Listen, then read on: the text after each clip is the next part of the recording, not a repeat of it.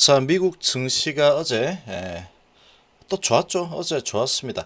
이 다우 지수는 올랐고 나스닥은 약간 하락했죠. 조금 하락을 했고 유럽 증시는 뭐 급반등했죠. 급반등 수준으로 다시 올라섰습니다. 자, 지금 투심이 완전히 바닥을 치고 있고 우리나라 증시만 딴 나라처럼 다른 세계처럼 움직이고 있습니다.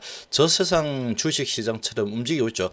자, 여러 가지 이유가 있지만 지금 우리나라만 이 정도로 내려지고 있는 부분 가장 큰 거는 뭐 양도세 이런 물량 이런 부분이다라고 볼 수 있겠지만 이거는 지금 상당히 좀 도가 지나친 수준으로 이미 내려와 있는 상태입니다. 이미 완전히 크게 내려와 있는 상태죠. 자, 그렇게 크게 내려오면서 미증시가 올라도 내리고 내리면 더 내리고 올라도 내리고 내리면 더 내리고 자, 이렇게 학습을 확실하게 좀 시켜줬죠. 자, 학습을 이제 확실하게 시켰기 때문에 어떤 상황이 와도 우리 증시는 올라가지 못한다. 자, 그런 이 학습을 개인 투자자들에게 잘 교육을 시켜놨습니다. 그래서 이제 이렇게 교육을 시켜놓게 되면은 이제 뭐 자신감을 완전히 잃어버리는 거죠. 투자 심리가 바닥을 칠 수밖에 없습니다. 지금 이제 투심이 많이 바닥을 치고 있죠. 여기에서는 절대로 겁을 먹으면 안 됩니다. 어떤 주식이든 간에 마찬가지입니다. 지금 이런 상황은 우리나라에서만 벌어지고 있죠. 우리나라 주식시장 이렇게 크게 내리고 있는데 항상 이렇게 이제 이상하게 흘러가면은 조금 시간이 지나면 다시 키 맞추기를 아주 빠르게 진행을 하게 돼 있습니다. 주식 시장이 원래 그렇게 움직입니다. 원래 특히 우리 시장. 자, 그러면 지금 이제 뭘 준비를 해야 되느냐? 마음을 이렇게 가지는 게 좋습니다. 급반등을 준비할 때다. 이렇게 보여집니다. 지금 이제 전체적으로 이런 분위기에서 투자 심리가 아주 좋아. 이제 저점 매수해야지. 이런 마음을 가지는 이 개인 투자자는 아주 드물다라고 보면 돼. 아주 한 투자자 중에 한 3, 4% 정도만 이제 바닥이니까 한번 사봐야 되겠다. 이런 마음을 가지지 대부분의 개인 투자자들은 그런 마음을 가지지 못합니다. 이렇게 많이 얻어맞고 해외 증시가 내리면 따따블로 내려버리고 올라도 내리고 이런 모습을 계속 지금 경험을 했기 때문에 이거 이제 어디까지 더 빠질지 모르겠다. 겁이나 죽겠다. 이런 쪽으로 지금 심리가 완전히 바닥이 난 상태다. 이렇게 보면 되겠죠. 자, 그런 부분을 지금 이용을 하고 있습니다. 이 기관 쪽에서 특히 여기에서 이 외인들도 도와주고 있죠. 자, 그렇게 이제 외인 기관의 공격이 계속되고 있는데 내릴 만큼 내렸습니다. 고점 대비 한 40% 이상 지금 내렸죠. 대부분의 종목들이 어마어마하게 하락이 크게 나타났습니다. 자, 지금 그러나 이 유럽 증시 보시면 1.6% 급등했죠. 프랑스도 2%, 영국도 1.5%. 자, 어제 이제 유럽 증시 시작하기 전에 제가 말씀드렸는데 다음 주는 이렇게 될 것이다. 이제 뭐 올라갈 거다라고 얘기한 거죠. 올라갈 겁니다. 올라갈 수밖에 없는 환경이다라고 보면 됩니다. 지금 이 투자 심리가 완전히 바닥에 떨어져 있는 상태이기 때문에 그런 부분을 등에 업고 이제 외인 기관이 매수 들어온다고 하면 이 주가가 조금만 올라가도 개인들 물량은 후두둑 잘 떨어지겠죠. 아니면 좀 올렸다가 내렸다가 몇 번 흔들 겁니다. 아마 다음 주 초쯤에 이렇게 이제 장중이 뭐 흔들어 버리면 후두둑 떨어지게 되어 있습니다. 그렇게 떨어지면 주가 이제 많이 내려놓은 상태에서 저점에서 이제 걷어가기 쉽겠죠. 지금 뭐 그럴 수밖에 없습니다. 이 대부분의 개인 투자자 95% 이상 개인 투자자들은 다 비슷한 생각을 가지고 있을 겁니다. 자, 다우 0.4% 올랐죠. 나스닥도 올랐다 내렸다. 올랐다 내렸다 하다가 0.4% 정도 약보합 수준으로 하락을 하고 마감을 했습니다. 자, 이제 이렇게 마무리가 되었죠.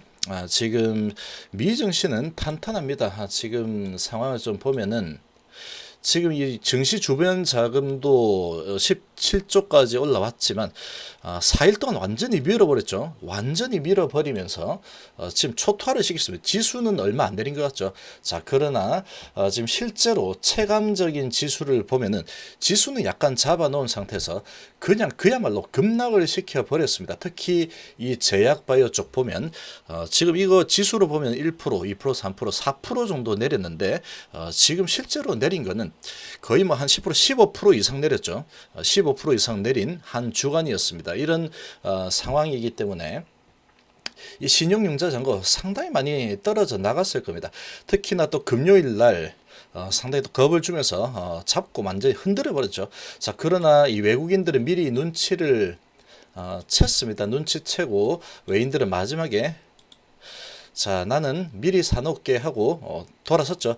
자, 이 기관들의 기계적인 매도, 이런 매도가 좀 나오는데 다음 주에 뭐 나올 수도 있으면 나올 수도 있지만 지금은 겁을 먹을 이유가 없습니다. 지금 이런 시장 분위기가 전 세계적인 시장 분위기가 이렇게 전개가 되고 있기 때문에 이제 내릴 만큼 내려서 더 밑으로 내리는 게 상당한 리스크가 있다는 것을 다 알고 있습니다. 지금 이 메이저들은 알고 있습니다. 더 내리면 리스크가 있다라는 걸 알고 있다라고 보면 됩니다. 그런 상황으로 그 정도 위치까지 내려와 있죠. 대부분이 다 그렇게 내려와 있습니다.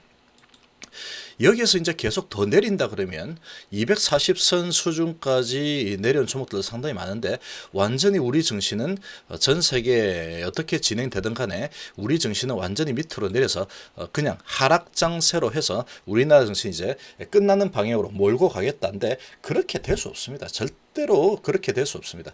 지금 이제 연말 양도세 이런 거 가지고 공격을 하고 있지만 그것도 한계가 있습니다. 그런 부분도 손바닥으로 좀 하늘을 가리는 거죠.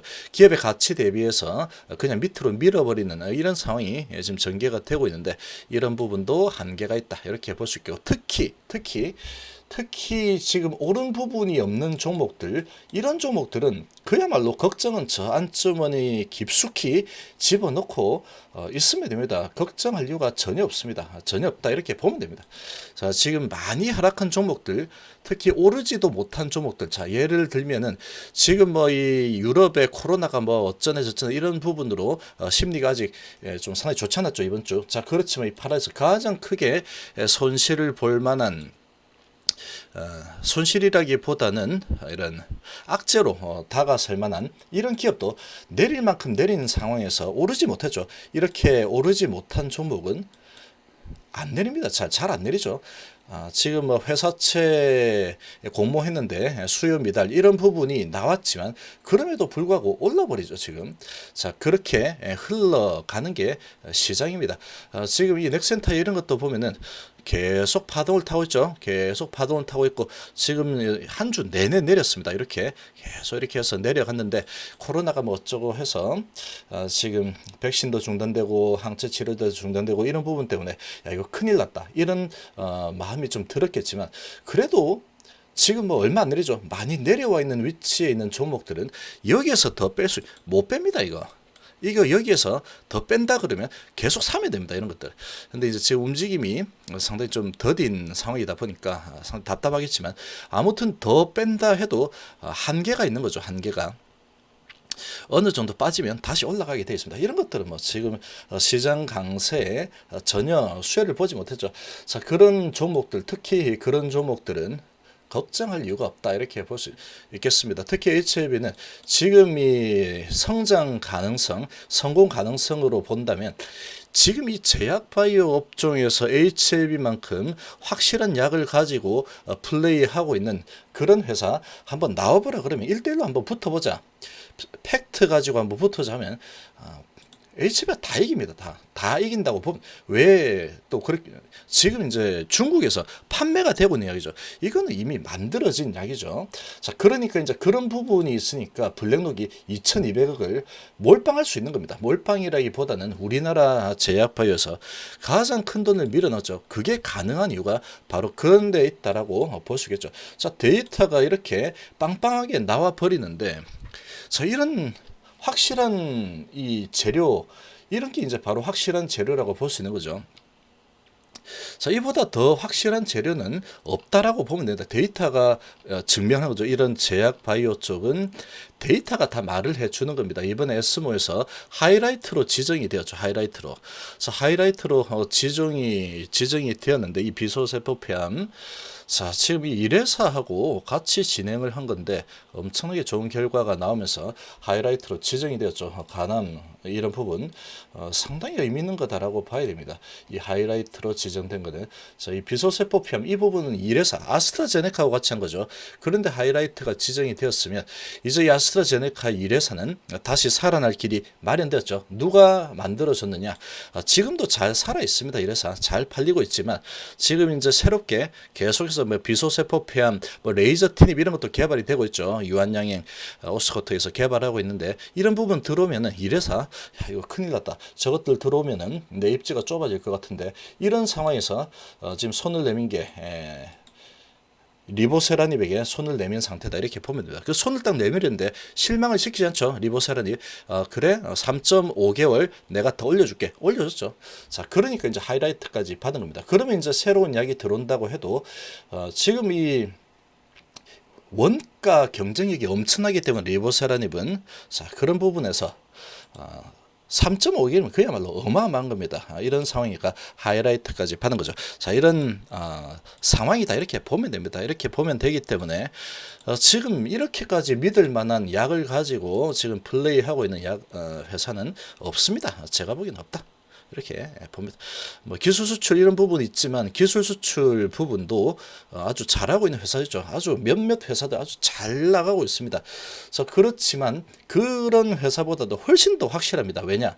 이미 약이 나와 있기 때문이죠. 엎어질 이유가 없다는 겁니다. 엎어질 이유가 데이터가 너무나 좋게 지금 나오고 있기 때문에 이미 기전이라는 게 다 검증이 됐죠.